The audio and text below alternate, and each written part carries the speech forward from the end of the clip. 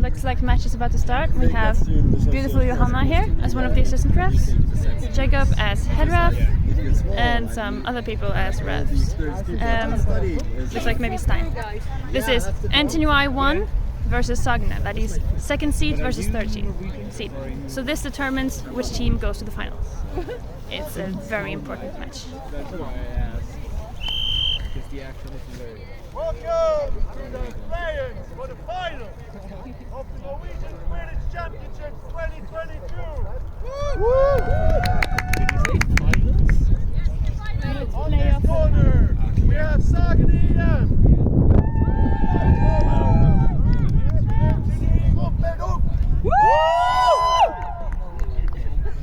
Don't even say one or two now.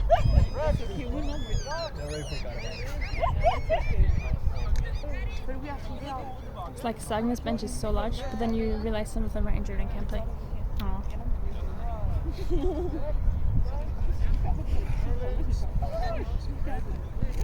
Okay. Let's go.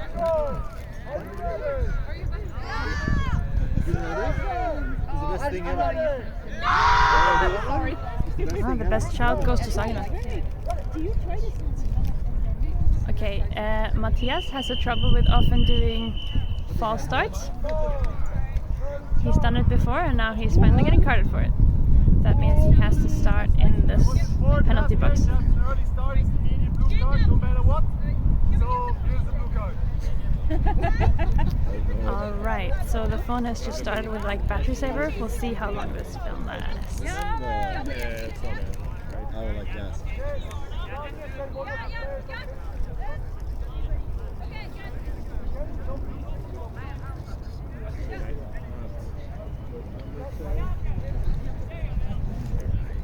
Okay.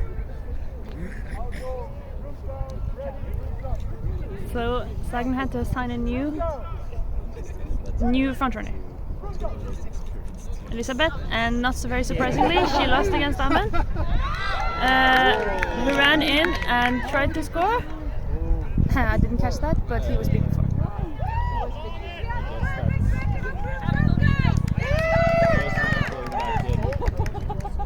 So the score is still 0-0, even though the ball went through the hoop.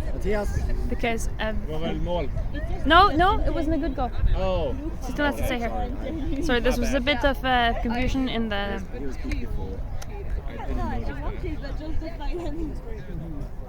So Kai is walking up the Quaffle, Kai style. Sagene has Elisabeth now in the corner with the Quaffle. Kai again, driving at the hoops currently. And as NTNUI is playing Baylor, it's possible for him to just drive in and get the ball through from the back. It's a classic move to do against Baylor. NTNUI is fielding. I forgot to count out, But it's someone we were playing. Yeah, it's been running. Sorry, NTNUI is fielding Sjur, Stine, Jørgen, and the fourth chaser, which I can't see. Oh, Ragnhild, which is the space behind the hoops. And they just missed a shot, but they got the ball back, so it's fine. Jørgen ran in and shot, and actually hit it this time. That means Jørgen is joining the extremely exclusive list of people who have actually made their shots this tournament. Congratulations to him for that. Let's see if Kai can make his way into that list. I mean, he might continue trying to shoot. Very fun to see how that goes. As you can see on the hoops, it's quite windy today. And that's the way to do it, to call a brooms down and then fix the hoop. It's the correct route by the rules. Fixing the brooms during active play is not legal. It's also extremely confusing for the defense. That's why you shouldn't do it. Where are you from? I'm from I was just at some point pretentious enough to give myself a British accent and have regretted it ever since. We're in Austria. So we have Elisabeth running down the Quaffle, getting a bit pressured by Lisa and NTNUI beater, but she manages to pass it off. Good catch by Maria, back to Kai. Sagene now have bludger control. And Kai shoots, but it looks like it was blocked, so no no goal for Sagene. That's why I asked, because I know when you Jørgen initially ran the quaffle up, now he's walking again. My parents, the grandparents live. But so. NTNUI made a play for the bludgers, but Sagene maintains control. They have Mikael and Annika beating. That is very west. It's like there's Innfitten where the name is two more. What? Well, no, that's like almost Stina managed to dodge her way past Maria and then went in for a very beautiful goal through the tiny hoop.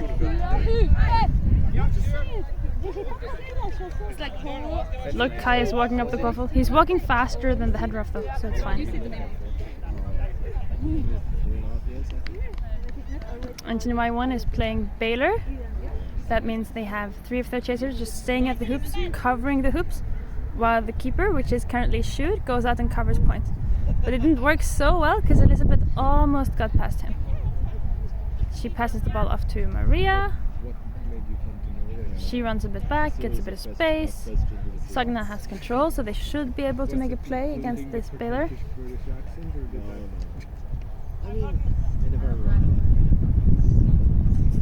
A little cross. Elizabeth ends up with the ball. A hoop topples over again. It looks like they want a break in the gameplay. If it's a lull in the gameplay, you could have a brooms down and then fix the hoops. No need to share. And so Elizabeth does a fake cross, passes the ball off before it's too late, but it runs out of bounds. And so it's up to Jørgen to inbound the quaffle. Yeah. I did not hear time call. Sagene still has bludger control. Right now they're keeping both of their bludgers very close to the hoops. So they're not really demanding much space. They are not. So the Sagene beater Petter just deflected the quaffle from the goal using his bludger. Maybe an old instinct from being a chaser for so long, but that's of course not legal unless you release the bludger. You can throw the bludger at the quaffle, but you can't block the quaffle with the bludger in your hand. Yeah. Quote Petter, I'm usually a keeper, you know. Look at the color. So that's, was it a blue card? Blue card? Yellow card, okay. That was a yellow card for Petter. That means 1 minute in the sub box or until the opposing team scores. Which means that if Jørgen scores it now, or like someone else from NTNUI 1, like Ragnhild just did here, very elegantly, just getting it through the side hoop, then Petter is back on pitch, out of the sub box, off broom. So it's Sagene's turn to have the quaffle again. Kai just did like, okay, I guess it was a pass, otherwise it would have been the longest shot. Matthias did a very nice thing from behind the hoop, but I think the refs called the brooms down to have some argument about whether it was a good goal or not.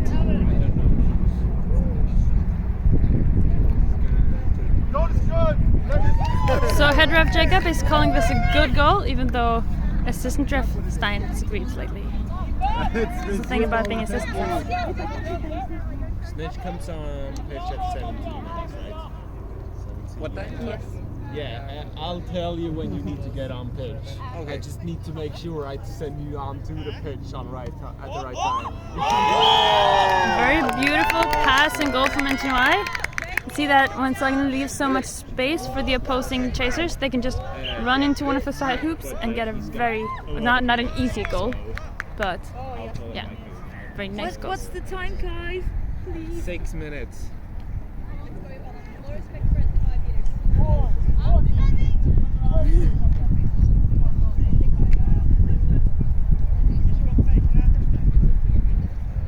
Elizabeth easily runs off the NTNUI point chaser.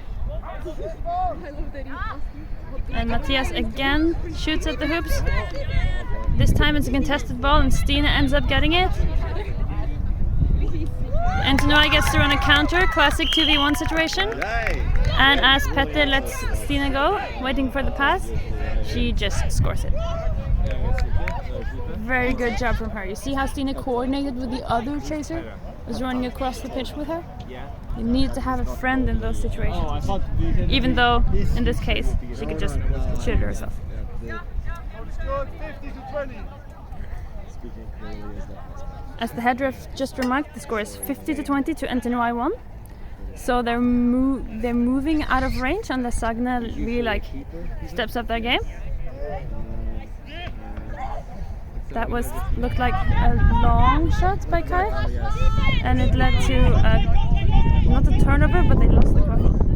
And NTNUI 1 is able to run a counter. Like normally I have one of the best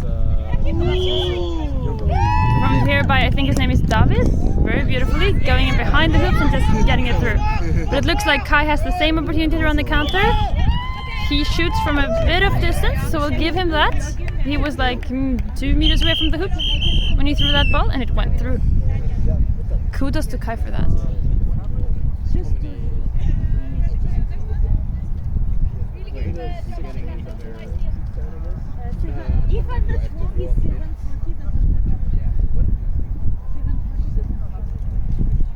The broomstone is, I think, about something happening in the bidder game, down in that corner. See 2 assistant refs, and the head ref is just trying to figure it out. What is swim? It's swim 3 goals. The NTNUI beaters right now are Daniel and Lisa, who looks like she's either on her way down or got bitten on her way back. I guess so.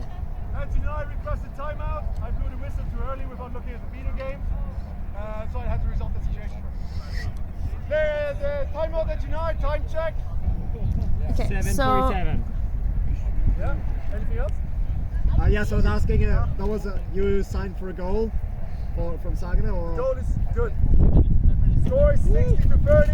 So what happened is that Sagene asked for a timeout to rest their players, and then you should never do that when there's active play going on, including for beaters. There was, so they had to resolve that situation first. But now there is a timeout for both teams. And the score is 60-30, so none of the teams are out of range yet.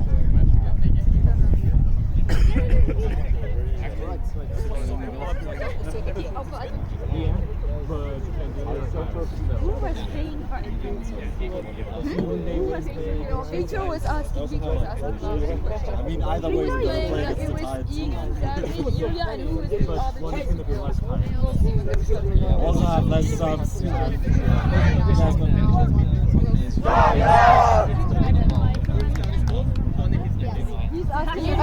You know, I'm just saying the scores and everything. 10 seconds. Why doesn't he just watch the live stream? Jacob! So who Are you just recording? They're already getting ready on their own. I think that's way better. 60-30. They resume my whistle ball if it's keeper NTNUI. Rebound.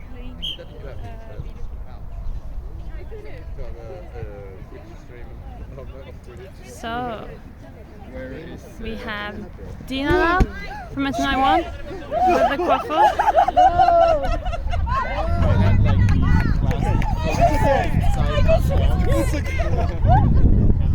It's okay. You're still with us. Yeah. They're taking it kind of slowly. One of their beaters got beat out and is tagging back in. It's Egon and Dina with the quaffle.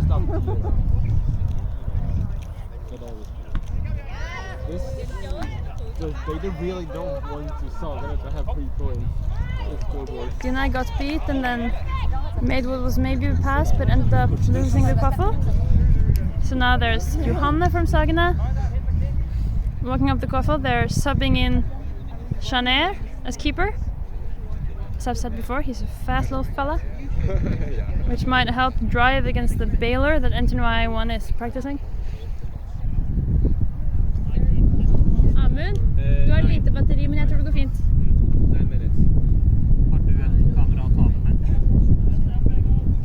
Har du et kamera? Get it around! Remember the horseshoe! Other side, other side!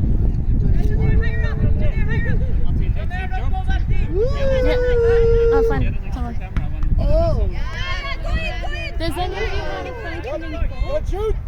with power. Is that one dying? Yes. Not yet. It might last the match, but it definitely won't last next match. It looked like it, but I couldn't see what it Okay, was. we're doing some organizing here to make sure we can film the rest of this match and maybe next match. Just getting a backup phone. use mine. Thank you. You I think we continue with this until it dies. Okay, Because this shouldn't be that long left.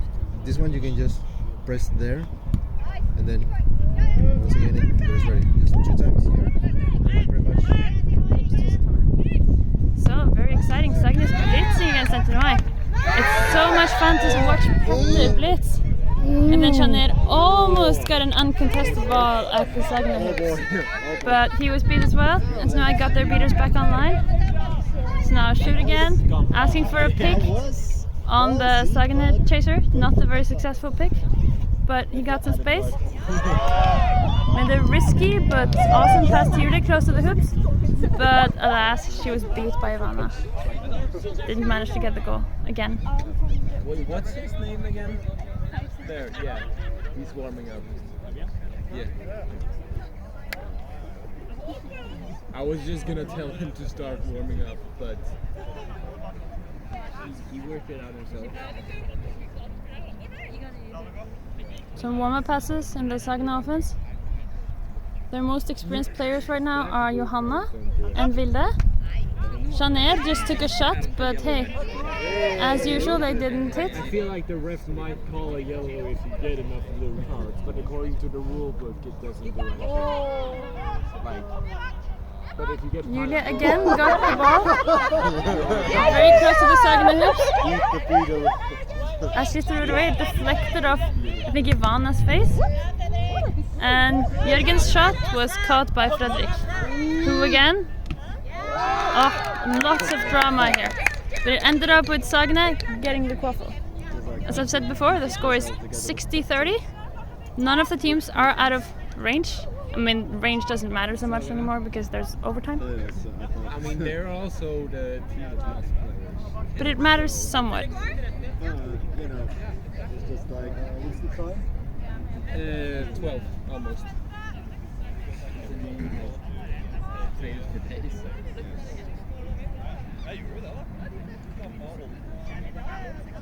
You can see Elizabeth is very good at movement around the hoops, doing crosses with the other Sagene players. Fredrik takes a shot, but it's easily blocked as NTNUI is playing Baylor. Shoot gets a pass to Jørgen, who just smashes it through the Sagene hoops.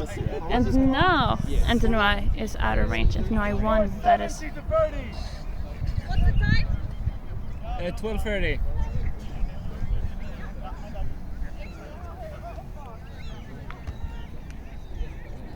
Assuming they mean the match time and not the real life time.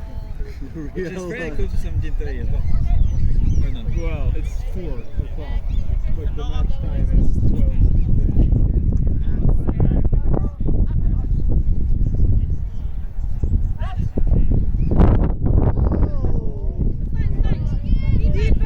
This is some good job by NTNUI's beaters.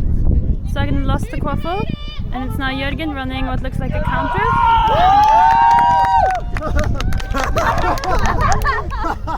Shoot in this celebration managed to go through.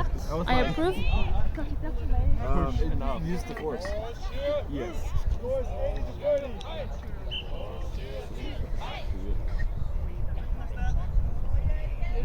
Shoot earlier.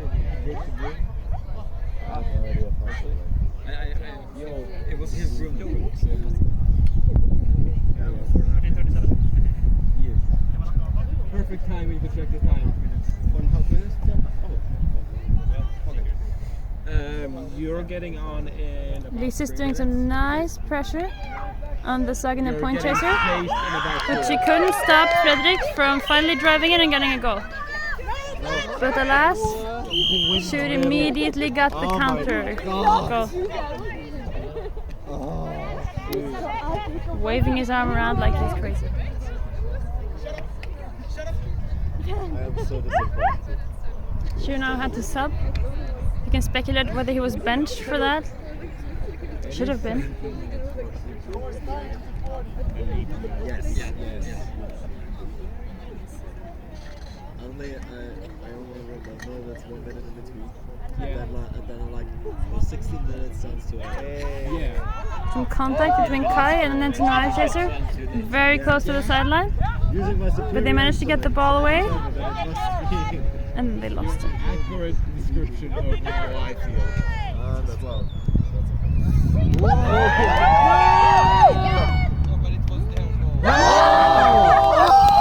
And a very successful Sagene defense. See what Maria did there? She didn't try to go for the ball. She just went view against body, and that fucked him up. It was extremely smart of her. Maria is the one who with the coiffure right now in the pink tights. Je me repose là. Il faut pas que tu te fasses mal, vu que tu fais plein de. Le but c'est que tu vas faire plein de d'accélération et de stop et de machin. Enfin, genre tu fais que changer de direction tout le temps. C'est genre le truc où tu te laisses. That was maybe a shot from Elizabeth or Kai, but it definitely did not go through. And now we have Dina sprinting up with the coiffure. But there she got beat. Maria from Sagene takes over the coiffure and very efficiently just hold on to it until Kai can get possession.